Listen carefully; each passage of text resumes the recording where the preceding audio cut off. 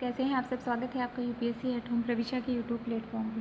हम जो UPSC and UPPSC की मेंस आंसर राइटिंग कर रहे हैं, उसी के साथ साथ जो हमने एक नई सीरीज़ स्टार्ट की है जो कि एस्से पे बेस्ड है, उसी सीरीज़ का ये टॉपिक है आज का एस्से का। अधिकार बढ़ने के साथ उत्तरदायित्व बढ़ जाता है। इसको हम डिटेल में देखेंगे। आप लोग हमारे कमेंट सेक्शन में ज़रूर बताइए कि आप लोगों को जो हमारी ये सीरीज़ चल रही है कैसी लग रही है। क्या टॉपिक है आज का? अधिकार बढ़ने के साथ साथ उत्तरदायित्व बढ़ जाता है। जैसे जैसे व्यक्ति के अधिकार बढ़ते हैं वैसे उसके कंधों पर उत्तरदायित्व का बोझ भी बढ़ता है।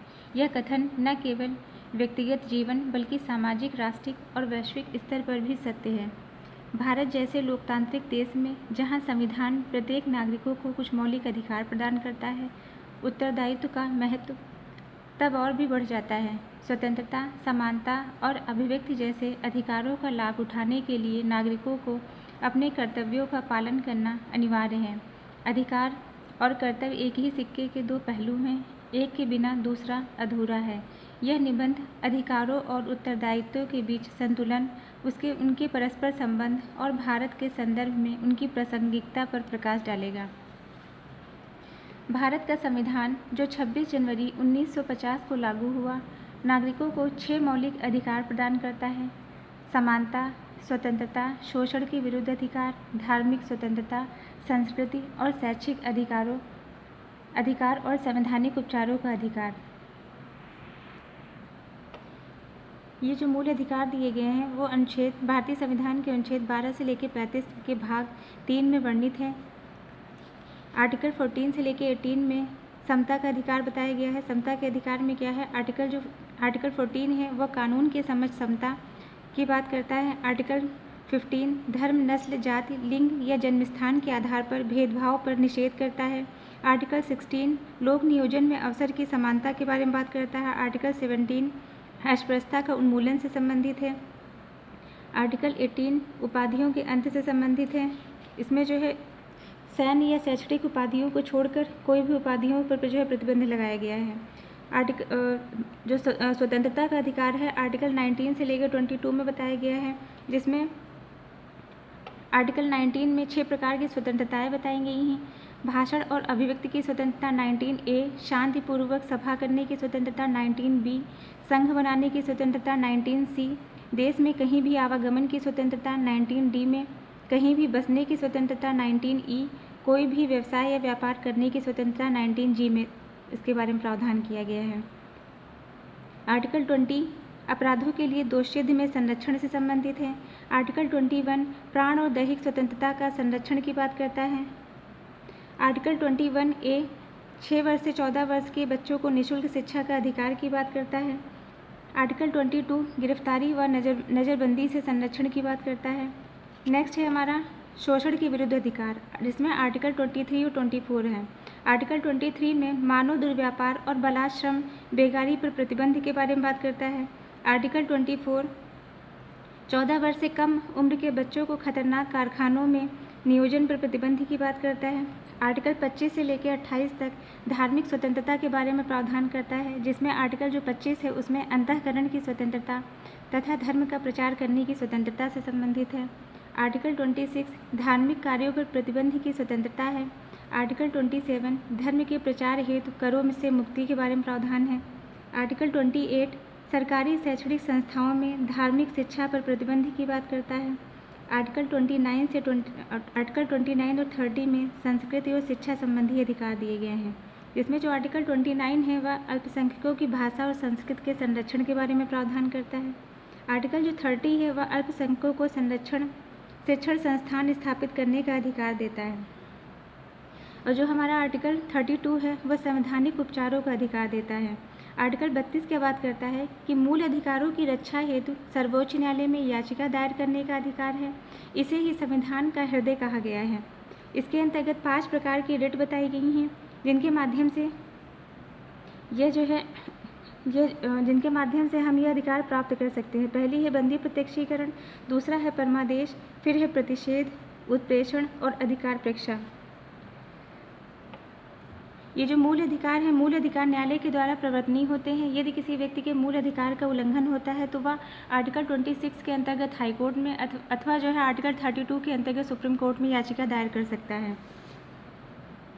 तो इसके साथ में जो है ये हमारे जो मूल अधिकार दिए गए हैं उसके साथ में हमारे ऊपर जो है कुछ मौलिक कर्तव्य भी आरोपित किए गए हैं, जो कि न्यायालय के द्वारा परिवर्तनीय तो नहीं है, लेकिन व्यक्ति का यह दायित्व तो होता है कि जब वह मूल अधिकारों का प्रयोग कर रहा है तो वह अपने दायित्व का निर्वहन भी ठीक ढंग से करे।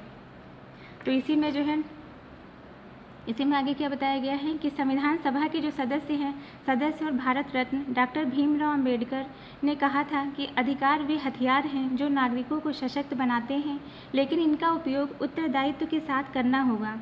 उदाहरण के लिए कि अभिव्यक्ति की स्वतंत्रता। आर्टिकल 19 नागरिकों को अपनी राय व्यक्त करने का अधिकार देती है, लेकिन इसका जो दुरुपयोग सामाजिक सौहार्द को नुकसान पहुंचा सकता है। मतलब जो है ये क्या करती है, आर्टिकल जो 19 है वो नागरिकों को अपनी राय व्यक्त करने का अधिकार तो देती है, लेकिन इसका जो अगर कोई व्यक्ति इसका दुरुपयोग करेगा तो वह सामाजिक सौहार्द को नुकसान पहुंचा सकता है। 2023 के एक सर्वेक्षण के अनुसार ये बताया गया है कि भारत में सोशल मीडिया पर 60% से अधिक सामग्री में फर्जी खबरें या घृणा फैलाने वाले भाषण शामिल थे, जो यह दर्शाता है कि अधिकारों का दुरुपयोग कितना खतरनाक हो सकता है। स्वतंत्रता तभी सार्थक है जब वह दूसरे की स्वतंत्रता का सम्मान करती है। अधिकारों का विस्तार समाज में व्यक्तियों की शक्ति को बढ़ाता है, लेकिन इसके साथ ही उत्तरदायित्व भी बढ़ाता है। उदाहरण के लिए निर्वाचन का अधिकार। आर्टिकल 326 प्रत्येक वयस्क नागरिक को लोकतंत्र में भाग लेने की शक्ति देता है। निर्वाचन आयोग के 2024 के आंकड़ों के अनुसार लोकसभा चुनाव में 66.6% मतदान हुआ, जो यह दर्शाता है कि 1/3 से अधिक नागरिक अपने इस अधिकार का उपयोग नहीं करते। यह एक उत्तरदायित्व की कमी को दर्शाता है, क्योंकि मतदान न केवल अधिकार है बल्कि यह एक मजबूत लोकतंत्र का निर्माण का कर्तव्य भी है। लोकतंत्र की सफलता नागरिकों को सक्रिय सहयोग में निर्भर करती है। सामाजिक स्तर पर अधिकारों और उत्तरदायित्वों का संतुलन सामाजिक समरसता के लिए आवश्यक है। समानता का अधिकार आर्टिकल 14 से लेकर 18 में जाति, धर्म, लिंग, जन्मस्थान के आधार पर भेदभाव को रोकता है, लेकिन इसका उत्तरदायित्व है कि नागरिक भी दूसरे के प्रति समान व्यवहार करें। राष्ट्रीय अपराध रिकॉर्ड ब्यूरो के 2022 के आंकड़ों के अनुसार भारत में जाति आधारित अपराधों में 7.2% की वृद्धि हुई है, जो यह दर्शाती है कि कई लोग अपने अधिकारों का लाभ तो उठाते हैं, लेकिन दूसरों के अधिकारों का सम्मान करने में असफल रहते हैं। समानता का अधिकार तभी सार्थक है जब हम दूसरों को भी वही सम्मान दें जो हम स्वयं के लिए चाहते हैं। आर्थिक दृष्टिकोण से अधिकारों का विस्तार आर्थिक विकास को गति देता है, लेकिन इसके लिए उत्तरदायित्व का पालन भी आवश्यक है। उदाहरण के तौर पर संपत्ति का अधिकार और व्यापार की स्वतंत्रता ने भारत में उद्यमिता को बढ़ावा दिया है। स्टार्टअप इंडिया की पहल के तहत 2023 तक भारत में 1 लाख से अधिक स्टार्टअप पंजीकृत हुए हैं, जो विश्व में तीसरा सबसे बड़ा स्टार्टअप पारिस्थितिकी तंत्र बन गया है।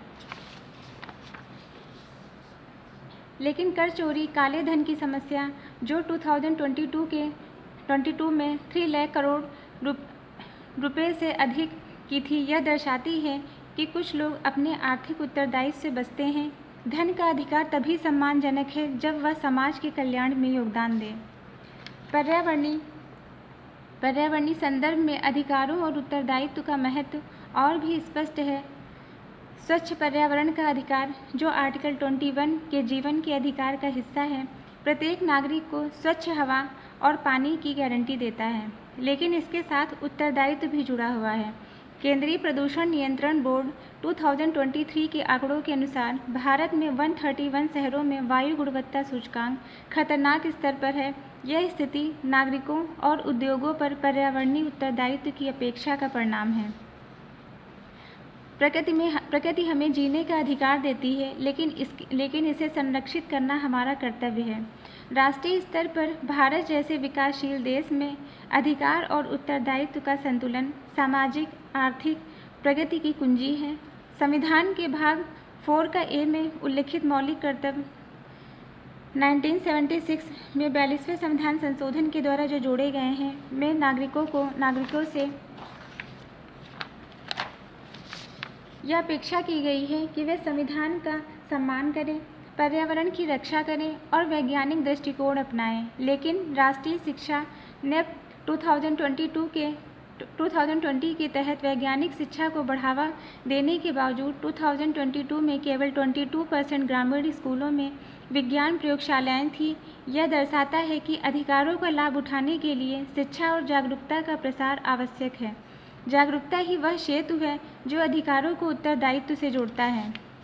वैश्विक स्तर पर भी यह सिद्धांत लागू होता है कि भारत ने पेरिस समझौते 2015 के तहत 2020 तक 50% ऊर्जा नवीकरणीय स्रोतों से प्राप्त करने का वादा किया है। 2023 तक भारत में 176 गीगावाट नवीकरणीय ऊर्जा क्षमता हासिल की, जो इसके वैश्विक उत्तरदायित्व को दर्शाता है। लेकिन नागरिकों का भी योगदान आवश्यक है।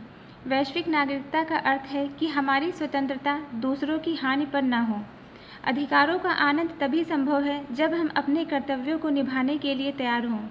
भारत में अधिकारों और उत्तरदायित्वों के बीच संतुलन स्थापित करने के लिए शिक्षा और जागरूकता और नीतिगत सुधार आवश्यक है। सरकार को मौलिक कर्तव्यों के प्रचार प्रसार पर ध्यान देना चाहिए। जैसा कि 2002 में जस्टिस वर्मा समिति ने सुझाया था, नागरिकों को भी अपने दैनिक जीवन में छोटे छोटे कदम उठाने होंगे, जैसे कचरा प्रबंधन, जल संरक्षण, सामाजिक समरसता को बढ़ावा देना। हर छोटा कदम जो उत्तरदायित्व की ओर बढ़ाता है, समाज को सशक्त बनाता है। अतः